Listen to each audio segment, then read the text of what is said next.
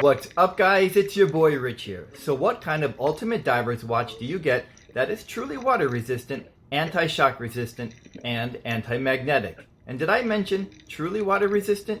You get Seaholm's Offshore. Let's go check it out. Let's go.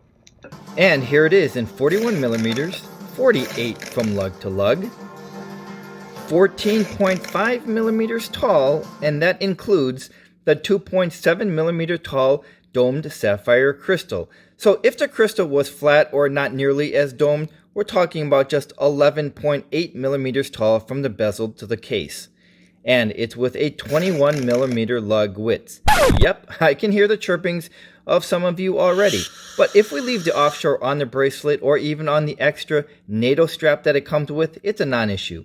And I would further argue that finding a 21 millimeter strap nowadays is not nearly as challenging as it was just a few years ago.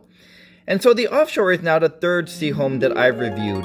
I've reviewed their flat chronograph and more recently their Rover. And like all Seaholm watches, it's the superior build quality that really draws me to it. And the Offshore also shares the same three tenets, which are water resistance, shock resistant, and anti-magnetic. And I know a lot of watches can boast those same claims. In fact, the Offshore is water resistant to 200 meters. Okay, all right, there's nothing spectacular, nothing to write home about. In fact, that seems to be the standard depth of dive watches today. But not all watches are created equally when it comes to water resistance. So what I mean by that is after repeated submergings and from an independent test, Seaholm watches have shown not to have any corrosion inside. And the Offshore also is protected with a soft iron case that holds the movement, which really helps it make it anti-magnetic and shock resistant.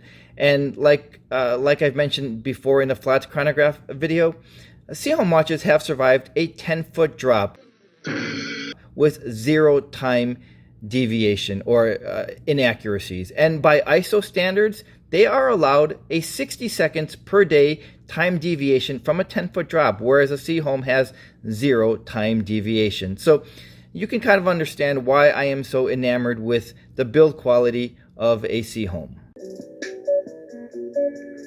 A signature or trademark look of every Seaholm is that textured dial. It has almost its bark finishing to it, which I really like. I think it plays really nicely in certain lighting conditions. And something else I wanted to point out about the dial, it's actually kind of a fun mention, is that cone marker looking thing right above Seaholm underneath 12 o'clock.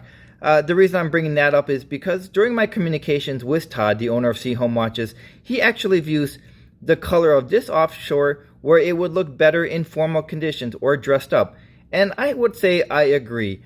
And a fun factor that wouldn't determine that or anything that more than you and I would notice. But going back to that marker again, it sort of reminds me of the famously used tuxedo imagery or logo that we see all the time. It's just a fun fact that, again, no one else is going to notice that, but it does kind of give it that more of that formal element.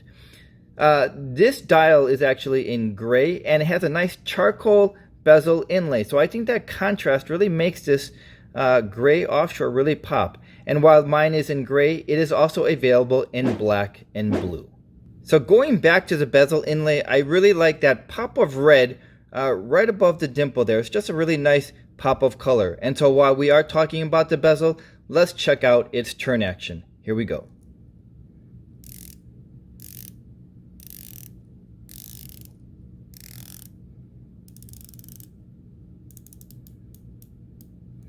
It is one of my favorite turn actions. I've also tested this with the flat chronograph. So this is not a very clicky sounding turn action that we get with a lot of watches, but I would say this is just very satisfying because it is somewhat resistant, really smooth, and just very, very satisfying. So we're going to notice because there is not a very clicky action, look at this. There is 0 backplay, and if the more of a turn action that involves that really clicky audible, there has to be some backplay, which is normal for that type of bezel action. But because there is not as audible on the Offshore, there is 0 backplay. But I would actually compare this to maybe the exhaust of a refined Aston Martin versus, I would say, the exhaust of a lot of Italian sports cars, which are really loud and pleasant in a different way. It's just more refined with the Offshore. And something else really worth noting is that the teeth around the bezel, they are quite sharp, but along the top, they are beveled. So it might give it a nice polished, contrasting look with the rest of the brushed teeth. No pun intended there. But I think it serves a purpose, and that is it's less sharp to our fingertips. I think if it wasn't beveled the way that it is, if it was just straight up, it would just be a little bit too sharp, because this is just a really nice grip. But I think that really helped soften the grip to our fingertips. The finishing of the Offshore is absolutely first rate. Yeah, I would put the Offshore in the category of a lot of Oris divers, and yes, even the Tudor Black Bay. And I don't think that's a stretch, because Tudor used to use the ETA movement before they went in-house just a few years ago, and a lot of Orises use the Sellita movement. And by the way, this is powered by the Sellita 200 automatic movement with 38 hours of power reserve. So the comparison with those two mainstream brands, I don't think is off base, and at least in terms of build quality and finishes. So in other words, if we were to swap out the Seaholm name and put, let's say, either Tudor or Oris on there, I don't think any of us would chirp and say, those brands have downgraded, or they must have really gone cheap for whatever reason. There is no way that anybody would be able to distinguish the quality of a Seaholm with those two mainstream brands. There is an advantage, of course, of any mainstream brand, and that's the history of those brands. And for a lot of watch enthusiasts, that seems to be a hugely important factor, and I get that. I understand that. It certainly does have a lot of advantages. But as I said, with the Offshore, it can go toe-to-toe quality, finishing, and craftsmanship with any of those watches. And I would say it has an advantage with the three tenets. So that is an advantage for the Offshore. Of course, the biggest advantage of those other mainstream brands is that people expect those brands to always be around versus a newer brand like Seaholm. I would counter that by saying the Offshore uses the Sellita movement, and like any watch that uses the Sellita movement or the ETA movement, they are easily serviceable. And of course, a counter to that would be that I would rather have a watch that is still around. But I would counter that with, and I would even argue that a lot of mainstream brands carry models that get discontinued. Does it make those models any less valuable or desirable? No, of course not. In fact, it can make those discontinued models very desirable, or more desirable than they were when they were around. I don't think it's necessarily fair to talk about the history or the DNA of other watches when we all want to say, well, I would rather own this watch because they've been around for X amount of years. All good points, all legitimate points, but I think there is something to be said about a watch that is just as easily serviceable and just as well made, if not better made, than a lot of mainstream brands.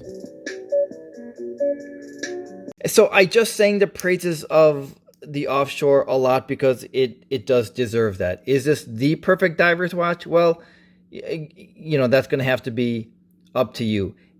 There is, I would say, one area that could have been a stronger point with the Seaholm. And as rugged as the watch is, the bezel inlay is still aluminum, which is a little at odds with how indestructible this watch is. I would have preferred ceramic or sapphire, something that is a lot harder than what aluminum is. But aluminum, of course, offers certain texturing that we can't get from some other materials.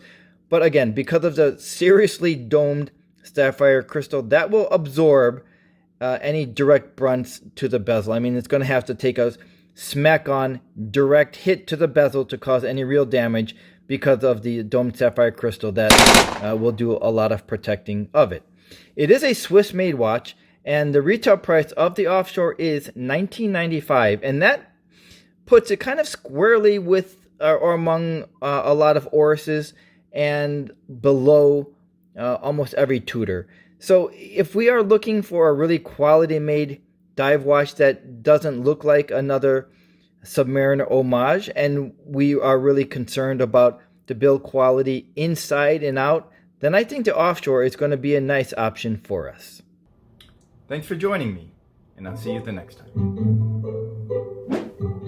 The Seashore is water resistant to, no, the Offshore.